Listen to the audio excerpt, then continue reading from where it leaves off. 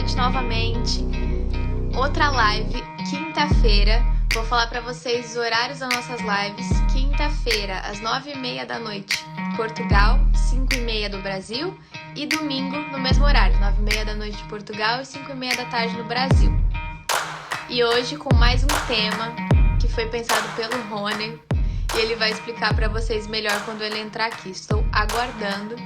Mas enquanto isso, falar para vocês também que a gente tem um canal no YouTube que tem o mesmo nome do arroba do Instagram, é DGR Método. Então, para quem for lá olhar, se inscrever, contem pra gente o que achou. E a gente posta todos os conteúdos das lives, a gente posta lá no YouTube também, para quem gostar de assistir por lá.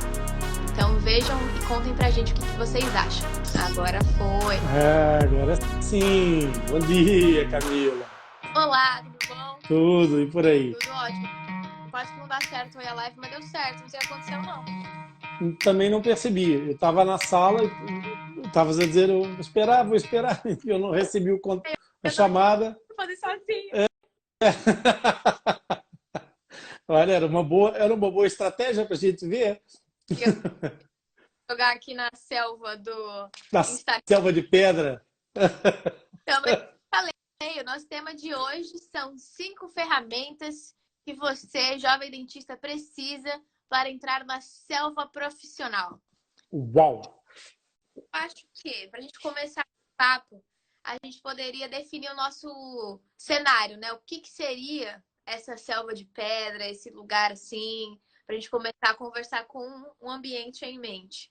Pois é, o ambiente da selva de pedra, na verdade, Camila, surgiu por causa dessa imagem que eu fiz referência na chamada da nossa live de hoje.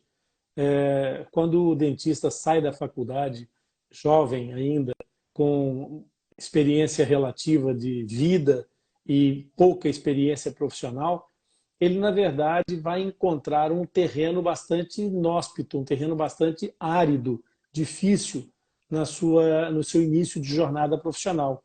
Essa imagem da selva de pedra é exatamente essa imagem de uma selva, de um local duro, de um local que não vai receber o dentista à partida com os braços abertos, com o colo de mãe que esse dentista ainda há pouco tempo tinha na sua vida, não é?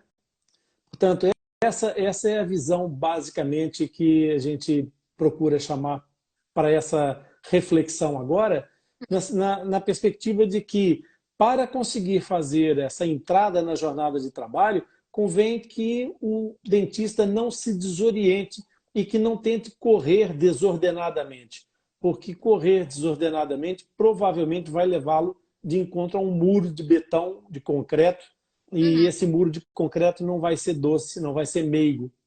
E qual seria a maior diferença, né, do dentista que ainda está estudando, né, do estudante na faculdade, e quando ele entra no mundo do trabalho, né, que a gente apelidou de selva, qual que seria a maior diferença desse momento, né? O que acontece?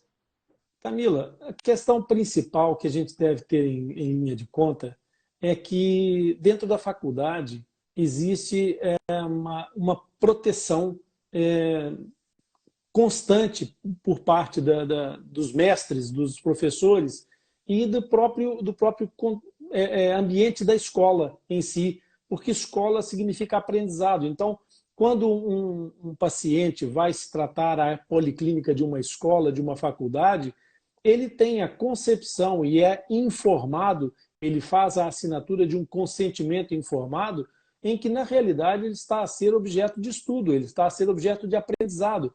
É lógico que vigiado, é lógico que controlado, é lógico que há uma autoridade por trás de tudo isso, na persona dos professores que controlam e que previamente ensinaram e treinaram aqueles elementos, mas na realidade ele está a ser um objeto de estudo e de aprendizado. Então, esse ambiente escolar acaba por ser também muito mais protegido em termos da resposta que o jovem estudante tem em relação aos seus resultados. Se uma restauração, por exemplo, falhar na policlínica da escola, durante o trabalho que esse dentista está na sua formação e essa falha for imputada à sua realização, esse profissional sabe que vai ter uma oportunidade de repetir essa restauração, mas o paciente também sabe que não vai estar comprometido com um novo pagamento, com um novo custo e, principalmente, que vai ter a certeza de que, numa segunda vez que uma restauração tenha falhado, o cuidado com que se vai cercar os professores desse caso será um cuidado diferente e que certamente ele vai receber um excelente trabalho, apesar de estar a ser tratado por um aprendiz. Com certeza. E antes da gente partir para as 5 ferramentas em questão, eu fiz a pergunta para a gente falar da mudança de ambiente. Mas aí eu fiquei pensando, qual seria a sensação, né, do jovem dentista saindo da faculdade e indo para esse lugar que ele não conhece? Em vez de falar de ambiente, qual seria a mudança de sensação que essa pessoa vai experimentar quando ela sair da faculdade? Eu acho que há vários aspectos aqui importantes, porque alguma coisa que não é feita dentro das escolas, das instituições, acaba por deixar os profissionais, especialmente eu vejo isso dentro do âmbito da medicina dentária ou da odontologia, no caso do Brasil, que é a preparação da visão do seu colega, a visão de colaboração. Os médicos, em geral, quando fazem o curso de medicina, sabem que a partida vão, em algum momento, nem que seja nos 2 anos que tem de residência obrigatória, conviver com os seus colegas dentro de um hospital. Existe um espírito de colaboração entre colegas que é fomentado durante a sua graduação. Então, somos todos colegas, somos todos amigos, vamos para os copos juntos, vamos sair juntos e etc. E depois, quando os dentistas caem no mercado de trabalho, mercê da maioria do mercado ser um mercado privado, competitivo, exigente, o que acontece é que o dentista é como se ele mudasse uma chave e deixasse de ver o seu colega como aquele companheiro e visse-o como um concorrente, uma pessoa que está ali para poder, eventualmente, lhe tirar oportunidades, não para contribuir com as suas oportunidades. É um engano, é um ledo engano, mas é um facto que isso acontece muitas vezes. Então, o dentista acaba por ficar com essa sensação de cair numa selva de pedra, quando, na realidade, ele deveria ver o mercado de trabalho não como um ambiente hostil, mas sim um ambiente desconhecido, onde ele terá que, naturalmente, se adequar, entrar nesse mercado e, obviamente, saber gerir quer as suas expectativas, quer a sua forma de se mexer, de se inteirar do ambiente onde ele está. Portanto, a forma como nós atuamos, ela é muito determinante na forma como nós somos recebidos. Com certeza. E eu acho que na clínica também, né, na clínica da faculdade, a gente está muito protegido, como você disse. Então, eu acho que quando a gente sai da faculdade, tem aquela sensação de que não tem chão, né? Que a gente não é o suficiente, que a gente não sabe, falta coisa para aprender. Então, acho que a questão da autoconfiança é uma coisa que bate muito, né? Eu me lembro de uma coisa, Camila, que na minha entrada na escola, os colegas comentavam sempre, durante o decurso daquele primeiro ano de faculdade, que, puxa vida, cara, eu nunca estudei tanto na minha vida. Nossa, a semana passada fiquei uma noite inteira estudando histologia, sabe? A sensação de que aquilo não vai acabar nunca e que é uma massa de informações gigantes. Depois, no segundo ano, a sensação é exatamente a mesma. E no terceiro ano, volta a acontecer isso. E todos os anos, o dentista olha para trás e diz assim, eu nunca mais vou estudar tanto na minha vida. Eu nunca mais vou ter um ano tão difícil. Só que todos os anos esse processo se repete, até chegar no primeiro ano de formado. Na verdade, Camila, olhando para a realidade e numa visão crítica, analítica e distante, o ano mais difícil da formação profissional é, sem dúvida nenhuma, o primeiro ano depois da faculdade. Com certeza. Não o primeiro ano da faculdade, mas o primeiro ano depois da faculdade. Aí falava coisas de esse agora nunca mais vou passar por isso. Aí passava o próximo, meu Deus do céu, agora nunca mais de novo. Exatamente. Tá. Você vê que nós temos uma pequena diferença de momentos em que passamos por essa realidade, mas ela é comum de todos. Ela continua a prevalecer até hoje. Com certeza. Então vamos lá, vamos entrar na selva. Vamos. Nosso tema disso são 5 ferramentas para você sobreviver a este momento. E qual seria a primeira ferramenta que um jovem dentista precisaria para sobreviver ao mercado? Camila, a primeira mais importante ferramenta, e eu coloquei isso tentando dar uma ordem, uma sequência lógica para as coisas, seria munir-se dos fundamentos e ter uma excelente capacidade de diagnóstico. Ou seja, investir na sua capacidade diagnóstica. Mas para isso, para esse fundamento e para essa capacidade diagnóstica, há algumas coisas que são contrapartidas, que são premissas, que tem que acontecer, senão isso não vai acontecer. E a primeira delas é o comprometimento. O dentista tem que se comprometer, em primeiro lugar, com ele próprio. Não é? Porque se você não se compromete com você mesmo, você não vai chegar ao seu objetivo. E chegar a um objetivo não é fácil. Chegar a um objetivo, muitas vezes, significa que você precisa fazer determinadas coisas que você não estava naturalmente com vontade de fazer. Ou seja, hoje em dia está muito na moda, é muito usual falar das zonas de conforto, não é? Onde nas zonas de conforto não há crescimento, Camila. A zona de conforto é o lugar onde não se cresce. Você pode estar, mas crescer na zona de conforto não acontece. Para crescer, você tem que sair da zona de conforto. E para sair da zona de conforto, exige esse comprometimento pessoal importante. Você tem que se dispor a fazer mais do que aquilo que é o status quo, aquilo que é o razoável mínimo necessário para manutenção. Manter não resolve. Nós já falamos em alguns dos nossos conteúdos sobre a diferença entre agradar e encantar as pessoas. Agradar hoje em dia não é suficiente. Já foi, houve tempo em que isso aconteceu, mas lá está, o comprometimento que nós temos que ter com a melhoria constante, com um processo de melhoria constante. E isso acontece em todo lado, e o jovem dentista deve observar à sua volta que isso é um processo sistêmico, que é um processo que está à volta dele, em que tudo há melhorias contínuas. Então ele tem que se comprometer com ele próprio. Depois, obviamente, o comprometimento profissional, que é o comprometimento com aquilo que ele escolheu para fazer pela vida fora. E aí vem a grande questão, porque nem todas as pessoas apostaram nessa ideia de uma forma consciente ou absolutamente consciente. Eu costumo brincar, e já te disse isso várias vezes, que eu tenho a felicidade de que me pagam para eu brincar todos os dias. Eu me sinto uma criança porque eu vou brincar todos os dias. Todos os dias eu vou me divertir com o meu trabalho.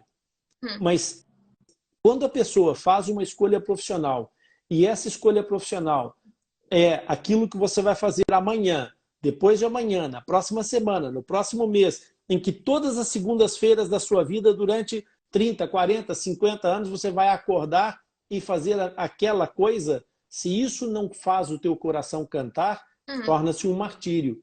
Agora, se isso faz o teu coração cantar, você tem que ter um comprometimento, tem que ter uma responsabilidade com o teu desenvolvimento profissional.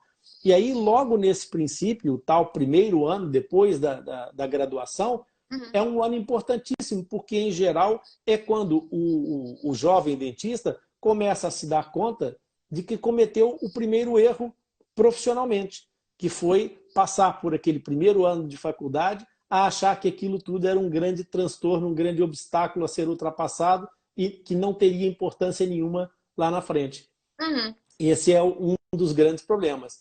Depois, essa questão do estudo, ela vai implicar exatamente o quê? Que o jovem dentista volte, faça um rewind, um rebobinar de informações e que vá rever, certamente, com alguma preocupação mais de foro clínico agora, já com a noção das suas necessidades, toda aquela base de anatomia, de fisiologia, de farmacologia, de patologia, que são situações absolutamente essenciais para que ele consiga desenvolver o quê? uma maior habilidade na composição dos diagnósticos. E esse processo de desenvolver essa capacidade, ela faz exatamente com que o dentista consiga ter uma resposta, uma reciprocidade do seu ambiente profissional, seja no ponto de vista mais direto da sua própria satisfação, seja na satisfação do seu paciente, seja na realização pelo processo de aparecimento do reconhecimento profissional que ele vai ter. Uhum. Então, para desenvolver essa habilidade, aí, o que esse jovem dentista vai precisar fazer? Ele pode, por exemplo, melhorar a precisão dos seus diagnósticos. Melhorar a precisão dos seus diagnósticos, por exemplo, pode implicar estudar um pouco mais sobre a interpretação, sobre a identificação e a leitura, a capacidade de leitura dos exames complementares, como, por exemplo, os exames de imagem. Imagem, hoje em dia, é um assombro de melhorias que nós podemos ter com essa situação. Eu vou te falar, por exemplo, que quando eu me formei, quando eu estudava, nós tínhamos radiografias panorâmicas, nós tínhamos a ortopantomografia. Não era um exame tão simples de se adquirir, mas tinha muito frequentemente essas radiografias. Só que quando nós precisávamos interpretar, por exemplo, uma posição tridimensional de uma estrutura, nós tínhamos que fazer desvios de emissão radiográfica em radiografias periapicais, para poder perceber qual a parte da imagem que se desloca perante outra referência para saber aonde é que uma determinada estrutura está. Hoje nós temos imagens tridimensionais, a tomografia, por exemplo, mas é importante que hoje o jovem dentista compreenda que fazer a leitura de uma tomografia não é exatamente a mesma coisa que fazer a leitura de uma radiografia panorâmica que ele viu imensas vezes na faculdade, que ele viu durante aquela formação básica. Mas a tomografia, a imagem tridimensional, às vezes não está tão familiar assim.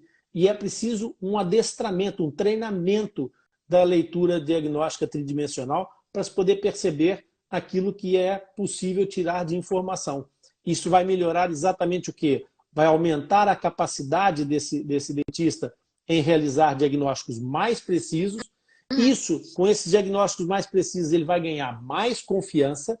Tendo mais confiança, obviamente, para ele próprio, né? Em que ele se sente mais seguro por ter a noção daquilo que está encontrando, ele também vai transmitir muito mais confiança ao seu paciente, vai ganhar, obviamente, muito mais autoridade, porque essa autoridade ela faz com que ela vem de quê? Vem exatamente do acerto do diagnóstico, dele acertar com alguma precisão uma indicação que faça, por exemplo, de um tratamento ou de um encaminhamento, seja qual for a situação. Uhum. E isso vai fazer desse profissional, para concluir essa questão, essa primeira ferramenta, um profissional escasso. Porque ele não vai ser o status quo, ele vai ser um ponto fora da curva no meio dessa massa de profissionais que saiu com ele de dentro da escola. E isso vai aumentar muito a sua empregabilidade. Uhum. Eu acho que das coisas que você falou, eu anotei aqui mentalmente que duas coisas que eu queria dizer. Você falou que o primeiro ano, né, que é normalmente quando as pessoas não ligam e falam, daqui a pouco eu vou chegar na clínica, que é meu lugar favorito, não sei o quê. E sabe o que eu acho? Que as pessoas entram tão jovens na faculdade, por exemplo, eu entrei com 17 anos. E é muito difícil. A Camila de 17 anos falar assim, quando ela formar lá com 21, ela vai precisar disso aqui. Eu não tinha essa mentalidade. E eu acho que isso é a maioria das pessoas. Porque na minha sala, na sala das outras pessoas que eu via entrando na faculdade, tinha, claro, algumas pessoas mais velhas que já tinham feito outras faculdades, só que na maioria das vezes eram pessoas que, assim como eu, tinham acabado de sair da escola. Então, eu acho que é muito difícil também exigir as faculdades, né? Exigirem dessa pessoa, que ainda é uma criança, 17 anos, vai ter na faculdade, exigir uma maturidade que ela não é obrigada a ter. E aí, por isso que falta muita coisa no ensino, né? E aí as pessoas têm que ir correr atrás depois de complementar coisas que elas talvez nem eram para entrar na cabeça delas, né? Porque a maturidade não estava lá. É muito injusto, Camila, na verdade, obrigar uma criança de 14, 15 anos a escolher que área que vai fazer parte da sua vida para o resto da vida. A criança com 15 anos, 16 anos, não tem capacidade de visualização mental do tempo além dos 14 anos que viveu. Portanto, ela consegue projetar eventualmente mais 14 anos, mas ela não vai conseguir projetar 30, porque ela não viveu 30. Entendeu? Então, é muito injusto, de fato, e esse teu sentimento é muito importante que a gente trate aqui hoje nessa live, porque é exatamente isso. Nessa altura, a imaturidade de vida, que é perfeitamente compreensível e natural, ela vai fazer desse processo mais um obstáculo.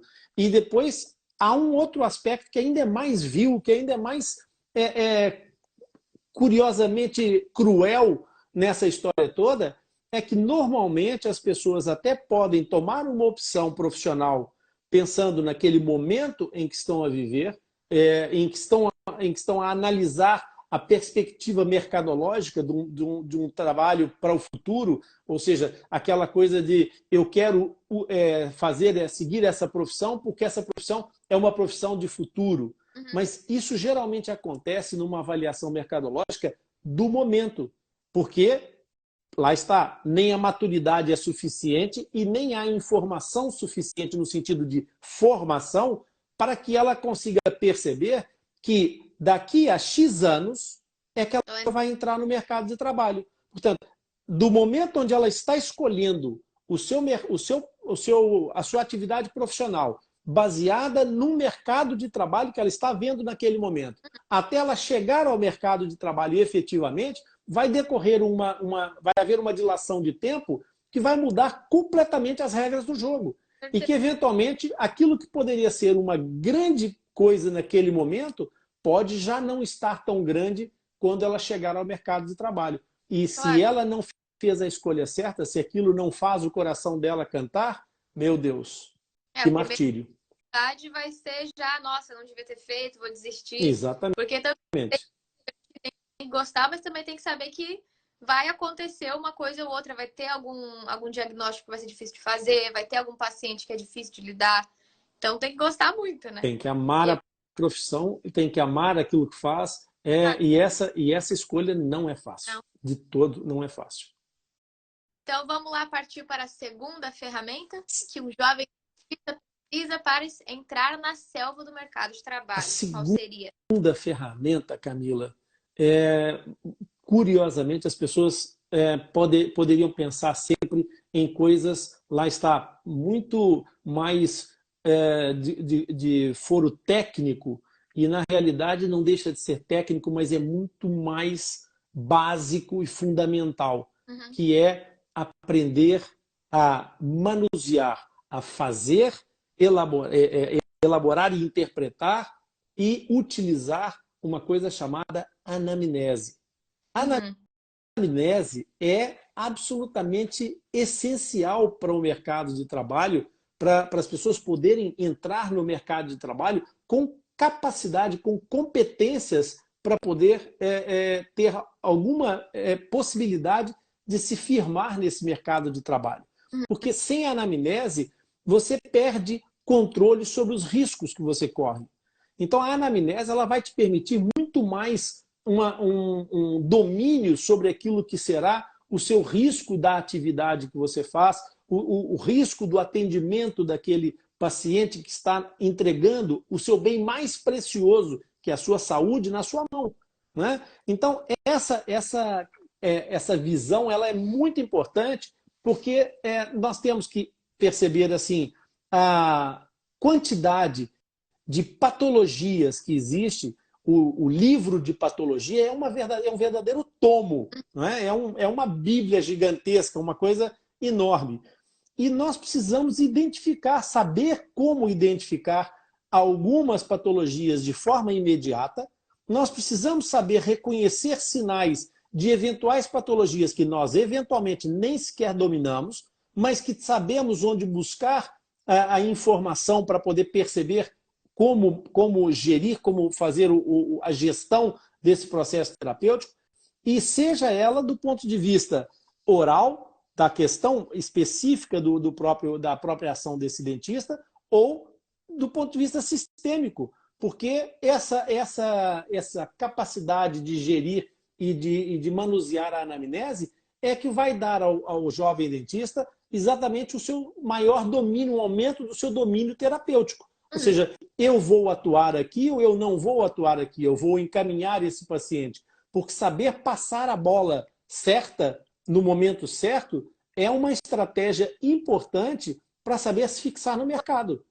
Porque se o dentista tiver insucessos atrás de insucessos, certamente, absolutamente certo, que ele não vai conseguir vencer e se fixar no mercado de trabalho. Sim. Percebe? Então... E tem a ver com o medo também, né? Que às vezes ele fala, eu não conheço sobre isso, tenho medo, não vou nem olhar. Mas eu acho que você falou, né? Saber pelo menos do que se trata, qual seria, sei lá, a vertente de tratamento. Não precisa saber tratar, não precisa saber todas as coisas. Para isso que existem várias especialidades, né? Então, acho que às vezes o medo de não saber, de não conseguir atender todos os casos, faz a pessoa ir para trás, né? Em vez de avançar. Exatamente. Mas é preciso sair da zona de conforto. Por quê? Porque lá está aquela situação, nas situações em que ele foi mais preparado, ele terá alguma prevalência, alguma capacidade de atuação, e será geralmente nas questões das patologias dentoalveolares, em que eventualmente os diagnósticos até podem ser mais fáceis, mas quando acontece do paciente, do jovem dentista ter uma boa anamnese, uma boa ferramenta de anamnese, ele pode identificar situações sistêmicas importantes. Eu vou te lembrar, lembrei-me de uma situação agora e vou te contar ela que há uns tempos atrás uma pessoa foi identificada numa entrevista na televisão por um dentista que ligou para a estação, a emissora de televisão, para chamarem a atenção da pessoa que estava sendo entrevistada, que ela fosse procurar imediatamente um endocrinologista. E foi um dentista que fez isso. E essa pessoa estava com um desenvolvimento da tireoide absolutamente enorme. E foi exatamente pela visão do aumento do volume do espaço tireoide que o dentista, percebendo aquela conversa numa entrevista, ligou para a estação e disse, olha, não é possível, essa pessoa ela tem um aumento do volume da tireoide exacerbado. Ela procura saber se realmente tem alguma coisa ou não. E essa situação tornou-se depois de foro comum, porque mais tarde essa pessoa que foi alertada, que era uma figura pública, agradeceu publicamente, porque realmente estava com hipertireoidismo e estava com um nódulo enorme na tireoide, que inclusive levou à remoção dessa tireoide.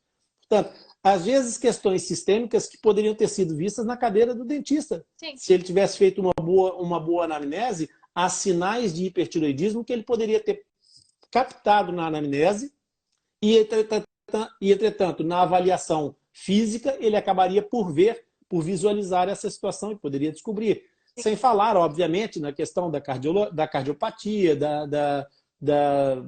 de outras, a oncologia, por exemplo, que muitas das lesões oncológicas que aparecem na boca são lesões secundárias. Portanto, elas vêm, quando aparece na cavidade oral, já é por metástase. Então, às vezes, essa situação pode ser importante também para alertar, não necessariamente para o tratamento precoce, mas para o diagnóstico o mais cedo possível. E aqui, por exemplo, nós podemos lembrar das óbvias leucoplasias da mucosa, né? Dos fumadores e etc., dos fumantes, como dizem no Brasil, mas existem outras situações. Achados radiográficos, por exemplo, uma imagem inespecífica de radiopacidade ou de radiolucidez numa mandíbula pode indicar um processo diferenciado que pode ser necessário fazer eventualmente uma avaliação no serviço de oncologia, até mesmo com uma biópsia, se for o caso disso. Portanto, são situações que o profissional, numa anamnese e numa avaliação mais criteriosa, obviamente que vai ter maior ferramenta para trabalhar e para ajudar o seu paciente. Tudo isso vai fazer o quê, Camila? Vai aumentar a oportunidade conexão profissional desse jovem dentista. Então, o que ele está construindo aí? Ele está começando a construir uma network. Ele está começando a se tornar, por uma visão externa, por uma visão exterior, ele está sendo percebido como um profissional, não que olha para o dente ou para aquela pessoa como se fosse um dente com duas pernas, mas uma pessoa preocupada com a saúde do seu paciente. E isso vai gerar respeito de todas as partes que estão envolvidas na sua entrada no mercado de trabalho. Ele próprio, o seu paciente e os seus colegas. Exatamente. Eu acho que essa é que a gente ainda vai ouvir as outras ferramentas, mas eu acho que essa é uma das mais primordiais, né? Que cuida também, além da sua própria network, da sua própria autoridade, da saúde do paciente, que afinal é a coisa mais importante, né? Uhum. Então vamos lá. Qual seria a terceira ferramenta que o jovem dentista precisa para sobreviver na selva? A terceira ferramenta obviamente, pelo meu sorriso, tu já deve perceber que eu vou partilhar contigo. Obviamente, o mundo paralelo. O mundo paralelo, que é o multiverso. Aquele mundo onde as pessoas percebem que estão em lugares diferentes ao mesmo tempo. Não é? Eu estou aqui contigo, mas eu estou no mundo real também. Esse mundo paralelo, que é o mundo digital, ele tornou-se, ele está se tornando cada vez mais um multiverso, um universo paralelo. Então eu chamei de mundo paralelo esse mundo digital que hoje em dia permite ao jovem dentista ter uma voz que pode ser tão presente quanto a voz de outros profissionais que eventualmente já estejam à sua frente no mercado de trabalho. Com certeza. Porque o mundo digital, esse mundo paralelo, ele é muito democrático. Extremamente democrático. O jovem dentista é a linguagem, né? Porque a gente, assim, nasce já mexendo no celular, fazendo as coisas. Então, eu acho que uma vantagem de um jovem dentista e um dentista que já está mais tempo no mercado é a facilidade de se comunicar na internet, né? Então, eu acho que essa é uma ferramenta que é usada e tem essa facilidade já da pessoa já saber como fazer, né? E por isso é extremamente acessível. Claro.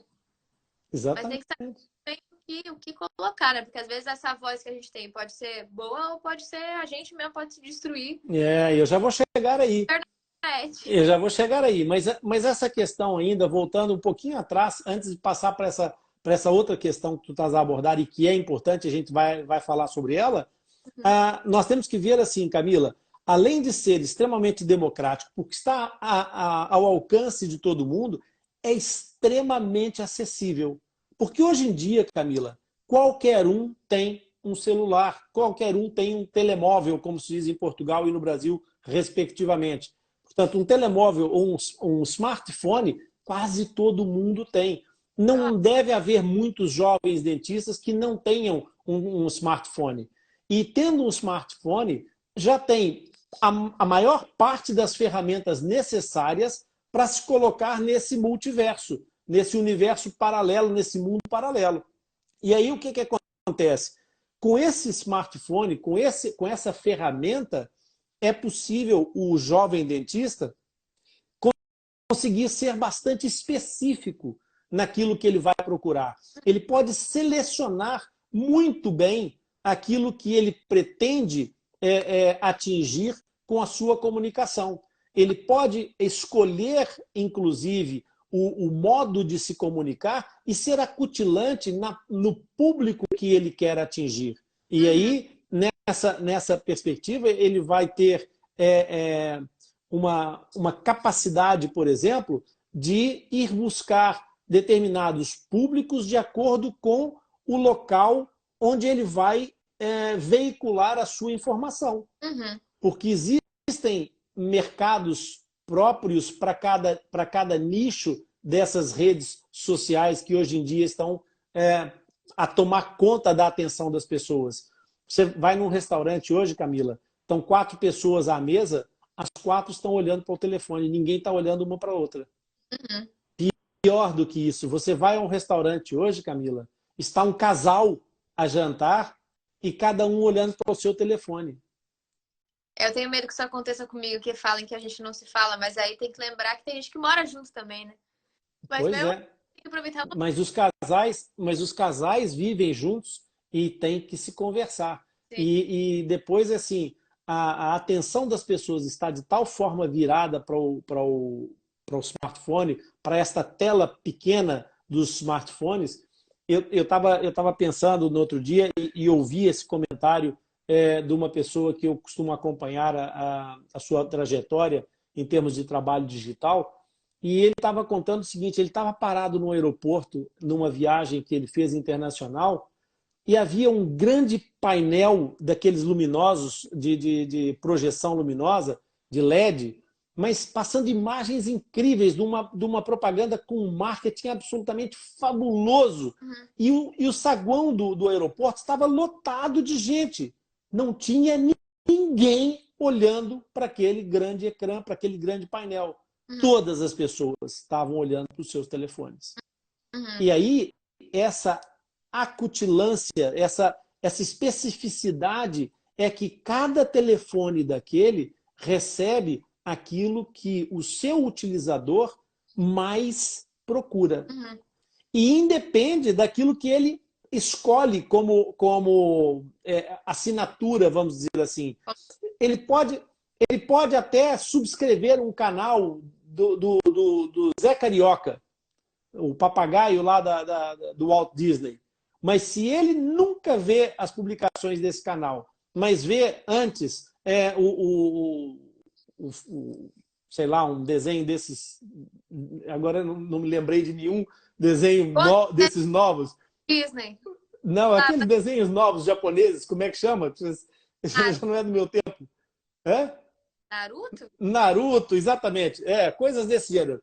Se a pessoa costuma ver esse tipo de coisa, não vai aparecer uma única vez para ele as publicações do Zé Carioca. Vai aparecer o Naruto, o Faruto e os outros todos que sejam aquilo que ele está habituado a ver. Então, essa especificidade o próprio algoritmo faz. Então, quando o jovem dentista quer atingir um público, ele tem capacidade, com um custo muito, muito, muito acessível, de conseguir fazer exatamente o quê? Ele conseguir ir ao pormenor de encontrar o público que ele pretende. Uhum. Aí o que acontece? O custo para ter um smartphone é baixo. Ele, para fazer esse mesmo processo, se fosse no mundo real, não virtual, teria que ter uma logística enorme, ele teria que ter impressões gráficas para poder mandar panfletos e pagar uma agência de correio ou um serviço de entrega para entregar os seus panfletos onde quer que fosse. Nunca teria a qualidade e a dinâmica que ele consegue fazer naquele...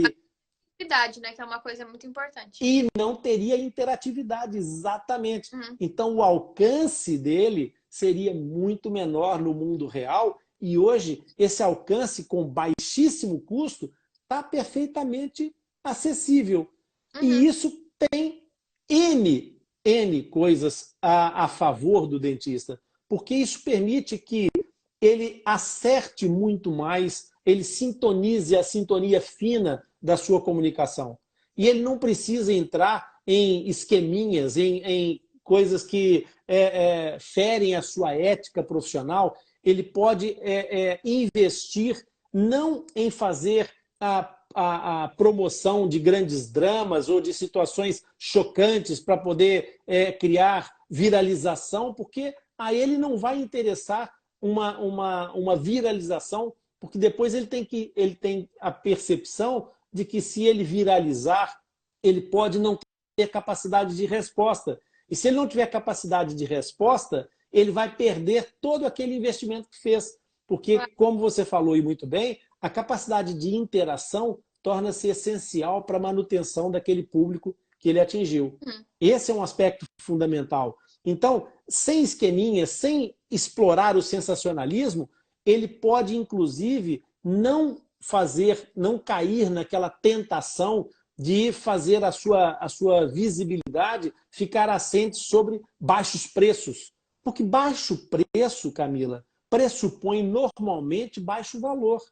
E esse é um equívoco que as pessoas cometem muito grande, que é achar que, como estão a começar, tem que oferecer tudo a baixo preço, oferecem-se a baixo preço.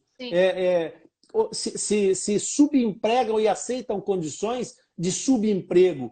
E isso, na realidade, desvaloriza não só esse próprio profissional, como toda a classe. Exatamente. Então, isso aí é muito importante, que é o que o mundo paralelo nos permite, nos fornece essa capacidade de discernimento, de integração, e principalmente pode fazer com que a resposta positiva que esse jovem dentista comece a ter também lhe tire a tentação de cair num outro aspecto que também é muito frequente, infelizmente, entre os dentistas, que eu já não vejo tanto em relação aos médicos, lá por causa daquele princípio que a gente falou, da perspectiva de trabalhar em conjunto num ambiente multidisciplinar, sim, que é aquela tentação de fazer ofensas ou de comentar ou fazer considerações sobre o trabalho dos seus colegas. Então, isso aí é uma das questões que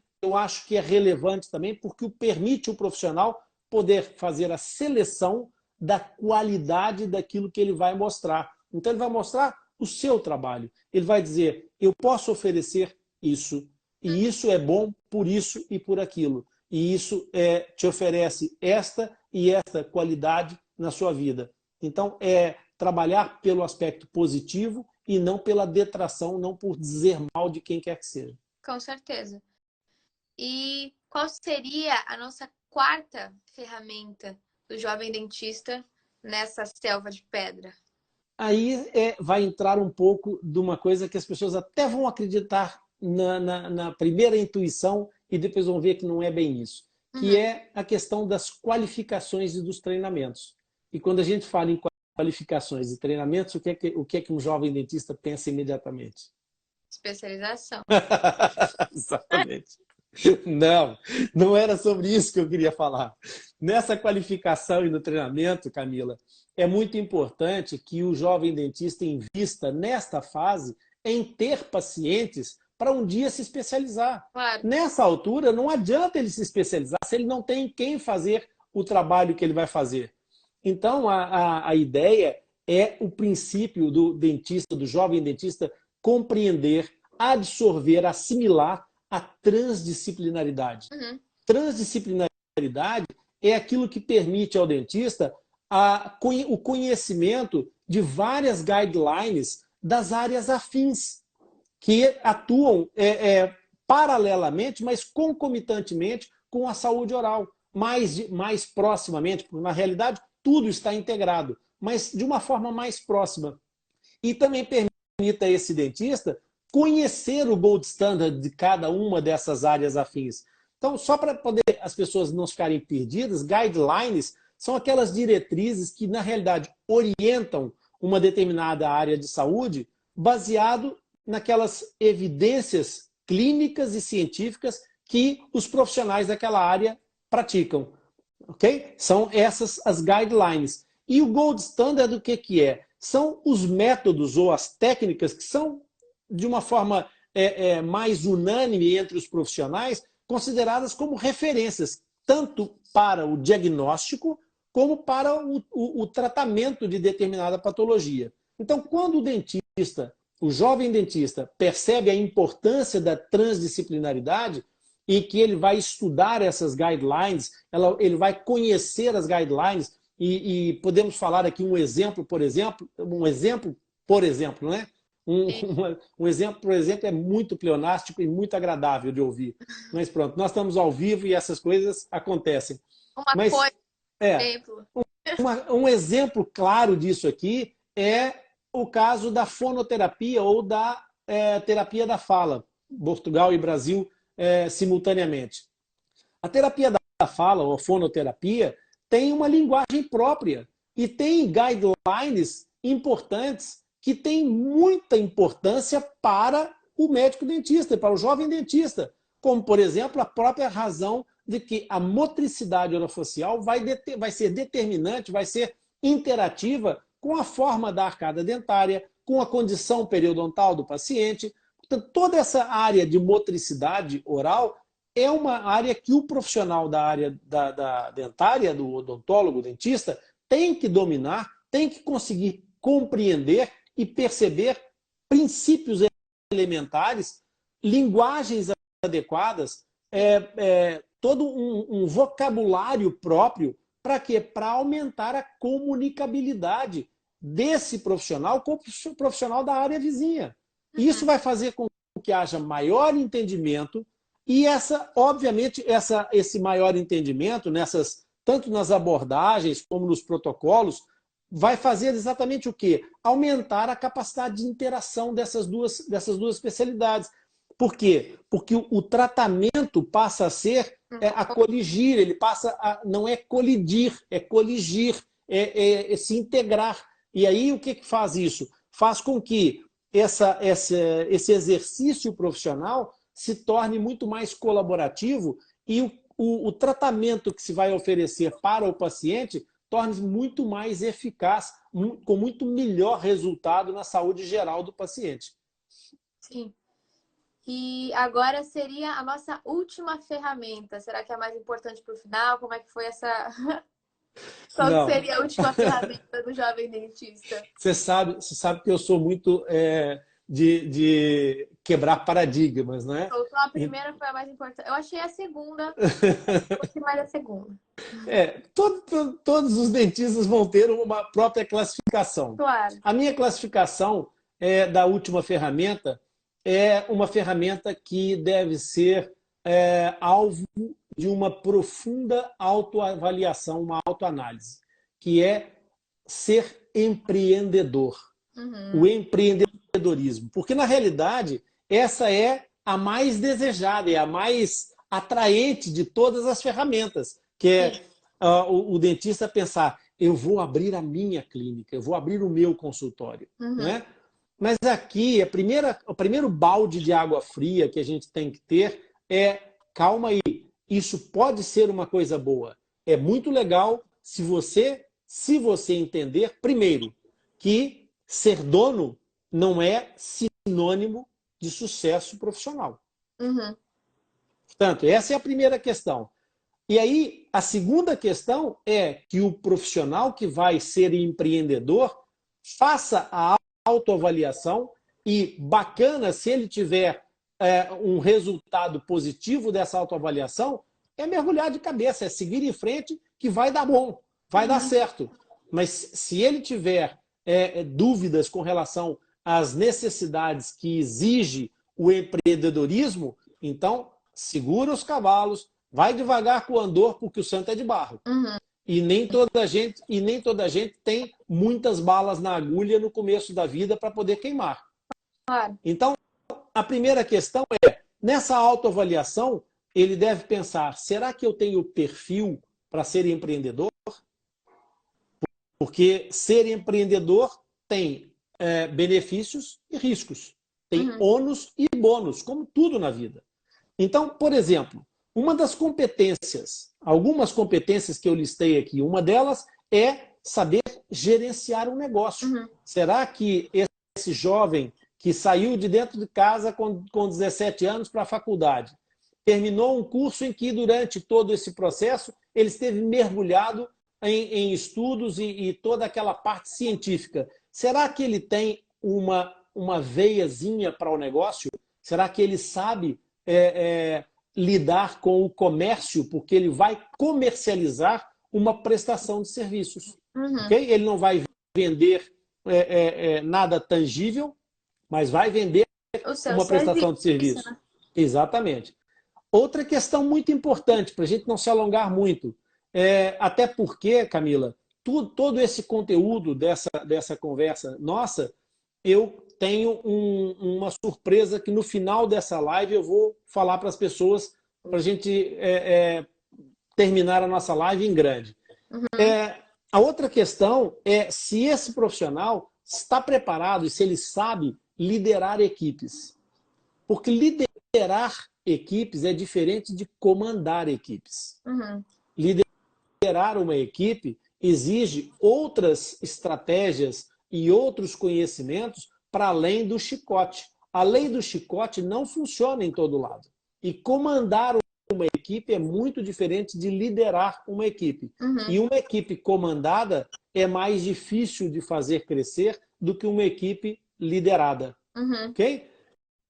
Outra questão que é essencial e que o jovem dentista deve considerar nessa autoavaliação é a sua habilidade de gestão. Porque gestão é outro aspecto importante. Saber entender estruturas de custos, estruturas de valor, como é que se gere estoques, como é que se gere materiais para poder rentabilizar prazos de validade com oferta de compra de produtos em determinados momentos. Vou dar um exemplo. É muito comum as casas dentárias comprarem material em grande quantidade. E, às vezes, não conseguem vender todo aquele material como desejariam e no preço que determinaram para a compra. E há um determinado momento em que o prazo de validade começa a se aproximar do fim, em que é preferível reduzir as margens para poder conseguir vender esse produto, escoar esse produto.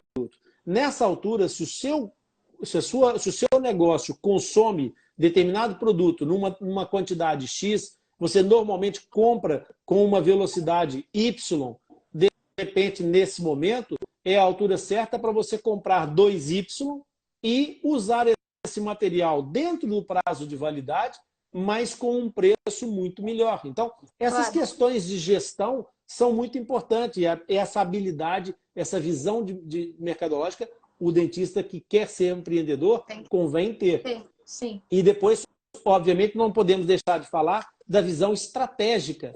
Né? A visão estratégica passa exatamente pelo feeling desse profissional de perceber para onde é que as coisas caminham. Porque nem tudo é investimento em tecnologia. Não é só você colocar a sua clínica pintada de branco com um letreiro luminoso em neon na porta. Às vezes, a visão estratégica pode passar exatamente por uma coisa que eu já referi em alguns conteúdos, mas que vou referir agora porque é importante para quem está aqui ouvir isso. Às vezes, você adequar o seu mercado àquilo que você mostra é muito importante, porque o seu público pode não se identificar com aquilo que o seu negócio aparenta ser. Então, a visão estratégica é muito importante. E isso implica, obviamente, um profundo conhecimento de mercado. Então, o profissional, para ser empreendedor, o mínimo dos mínimos que ele tem que saber é o que é que significa uma análise SWOT. E o que é uma análise SWOT? É fazer a análise e a interpretação daquilo que são as suas maiores forças, as suas maiores capacidades e quais é que são os seus piores defeitos, as suas fragilidades. E depois olhar para o seu ambiente onde ele vai trabalhar e perceber quais são as ameaças para o sucesso desse negócio que o ambiente à sua volta gerou. E quais são as oportunidades que ele vê nesse ambiente para fazer com que o seu negócio cresça e floresça. Portanto, Anotou o mínimo aí? dos mínimos tem que saber isso. Anotou aí, né, jovem dentista? Exatamente. Se não anotou, volta depois e leia a live. Aqui, Exatamente. Vasco Felipe Teixeira disse: excelentes tópicos, muito pertinentes e sempre atuais. Muito Obrigado, obrigada. Vasco. Obrigado. Um grande abraço. Então, Depois dê notícias como é que estão os teus filhotes, pá. então acho que pra gente finalizar a surpresa. a nossa surpresa. Exatamente. Pra falar. Então, Camila, esse conteúdo dessa live faz parte de uma série de conteúdos que o DGR Método está preparando, que são e-books, que vão ser entregues a vocês sem nenhuma contrapartida de valor, vão ser dados gratuitamente para os alunos DGR, para as pessoas que seguem o DGR.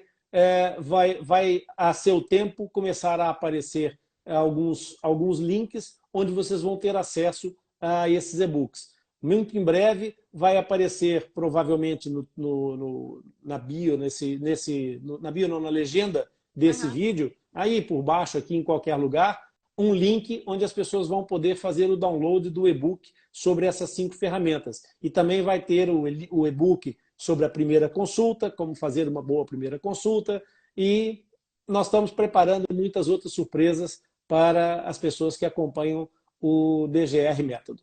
Por isso, então, a gente não vai dar DGR-se. nenhuma...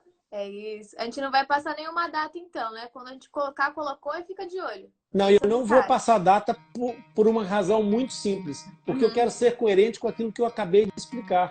Eu quero comprometimento das pessoas.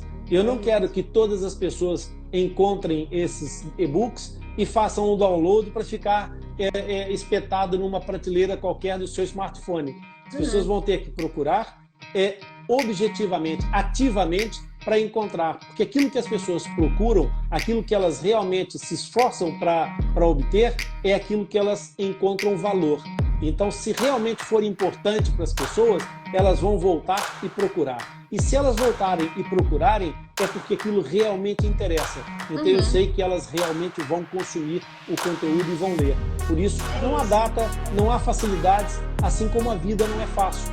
Portanto, é para você que é um dentista DGR, começar a treinar o primeiro tópico de hoje, comprometimento.